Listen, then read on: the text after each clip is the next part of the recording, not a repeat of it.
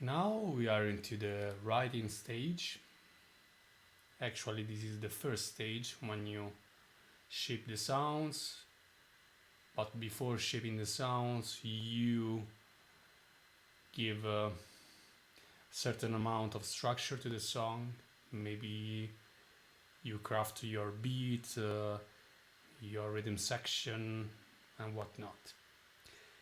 So let's take a look at the drums. This is the kick. This kick is made by two 808 samples of mine. They are alternating and layering together, so you have more flavor, more live feel, and your sound is more entertaining. And as you can see, this is the MIDI. The kick is responding to the velocity, and the velocity is tied to the resonance. So each time the kick hits harder, the incoming MIDI, the resonance is more present. So it's more like you're actually playing the kick. And then going into the snare is a bass into another bass. It's dedicated with its chain. Here we have some saturation, pre and post. It's automated throughout the track, so it never gets boring. This is a vocoder, just a little touch to add the sizzle, like you are miking the actual snare bottom of a drum kit. And this is again the transient shaper that is enhancing the click of the snare. So if we take a look, if we take a listen, again,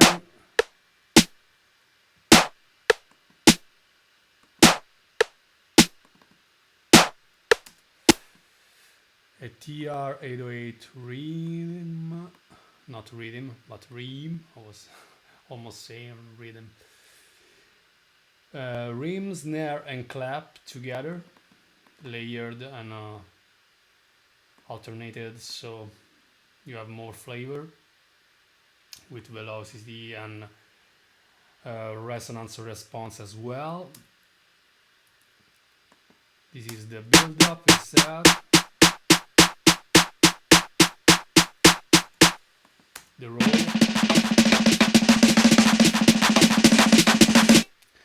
The roll is made out of 3 layers. This is the rolls bass.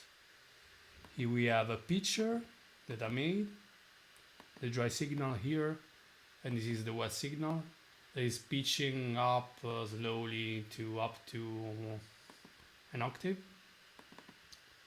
Then I think there's a flanger moving, an auto filter. So these plugins are here to emulate the actual roll made by a drummer. That is a feature quite present in the Skrillex arsenal, if I can say that. And paired with a drum machine, there's this audio sample.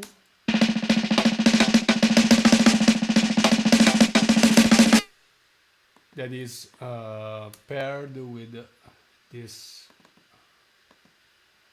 other sound. Again, I think it's an 808. Yes.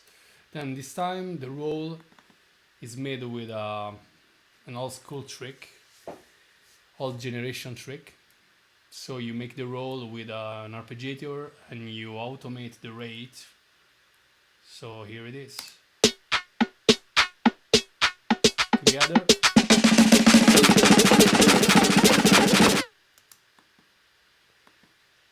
Then we can go straight to the fills section. The heads are quite straight. So these fills are again made out audio samples in the vein of the D&B breaks, because in the end bass music and dubstep are the sounds of jungle and drum and bass. So if I have to reverse engineer a Skrillex track, I always found a degree of layering, like slow motion breaks instead of the up tempo ones that you find so much in drum and bass tracks, jungle tracks. So this is the break.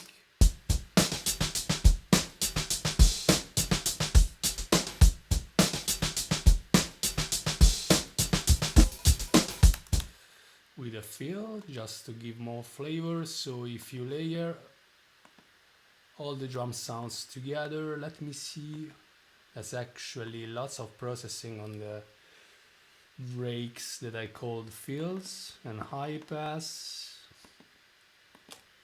distortion, modulation, vinyl emulation, vocoder again to add the sizzle of a snare bottom, drum bass. I think they're most automated. Also these are compressors, but they are not engaged, they are on. And the thing is that there's this listen function, so you can in some way recreate the bleed of the microphones. You have a cohesive drum kit. It's less separated, more lively. So let's take a listen.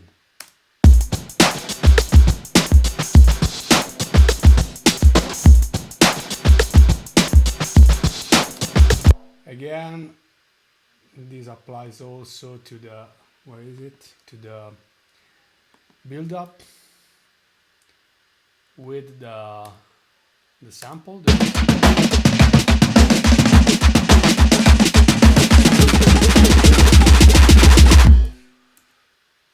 Or audio break without.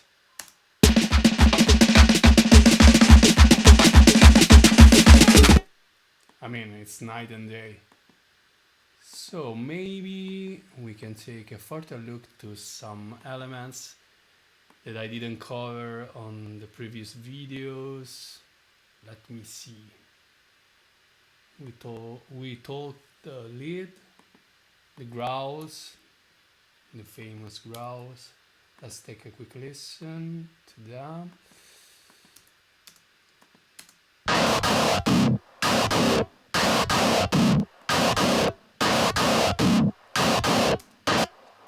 Again, high pass, vocoder just to enhance the sound, some distortion with the infamous OTT by Live. This is a multiband preset. Some delay, and these auto pans, they're not doing the auto pan thing, they are set at 0, the phase is at 0, so you actually use them as envelopes just to shape the sound better.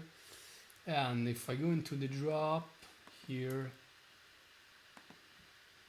this little rack is automated, and you have this repro of a Metal Zone by Boss that goes straight into a limiter, pushed not so hard but quite hard. It's another signature move by Skrillex.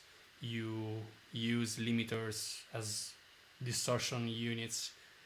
In this case, 6 dB up in gain in the ceiling is minus 6 dB, so it's pretty squashed. And you can see and hear, I think maybe not this part.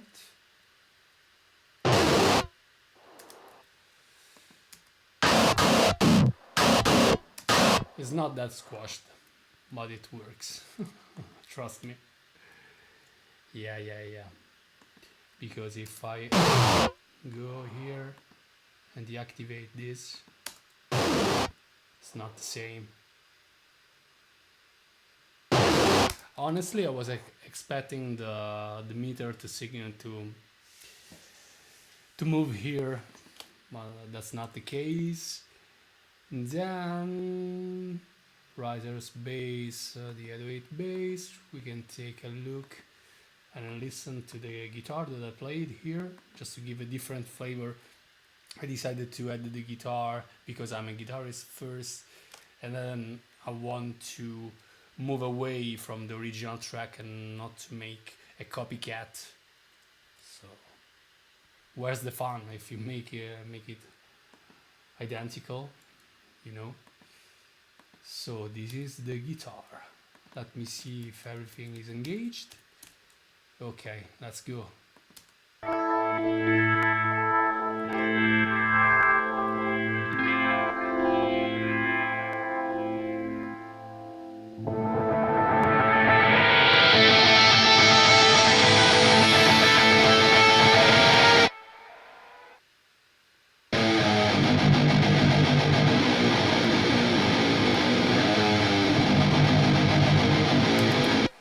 So if you put it against the drums, I think everything is engaged here, so we can go straight to listening.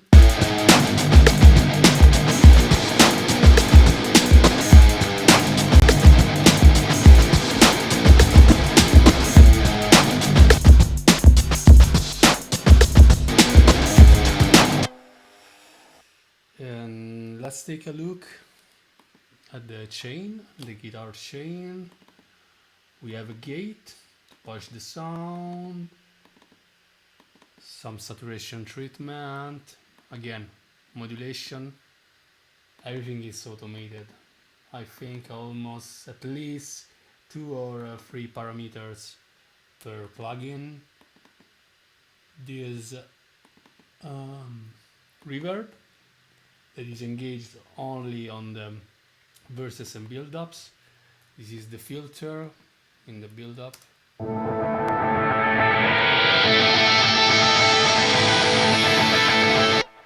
It's almost ear-piercing at this stage, but then you mix it so you work better on the high frequency that hurt the ear a bit.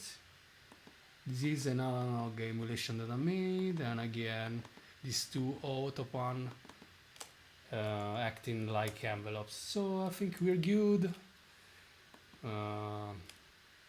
And thanks again for having me. These are quite impromptu tutorials.